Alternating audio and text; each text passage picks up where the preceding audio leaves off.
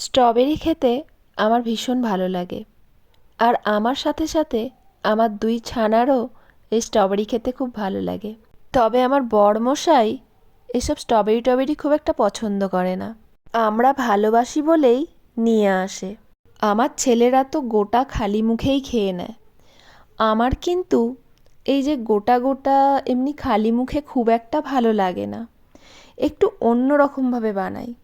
আর অন্য রকমভাবে বানাই বলে আমার বড় কিন্তু সেটা খেতে পছন্দ করে। শুধু স্ট্রবেরি বলে নয়, যে কোনো ফলই যখন খেতে খেতে একঘেয়ে হয়ে যায় তখনই আমি এইভাবে একটু দই মিশিয়ে নিই। আজকেও স্ট্রবেরি, কালো আঙুর, সবুজ আঙুর সব একসাথে দইয়ের সাথে মিশিয়ে নিয়েছি। এইভাবে খেতে আমার ভীষণ ভালো লাগে। আর আমার সাথে সাথে আমার ছোট ছেলে এবং বড় খুব ভালোবাসে এইভাবে খেতে।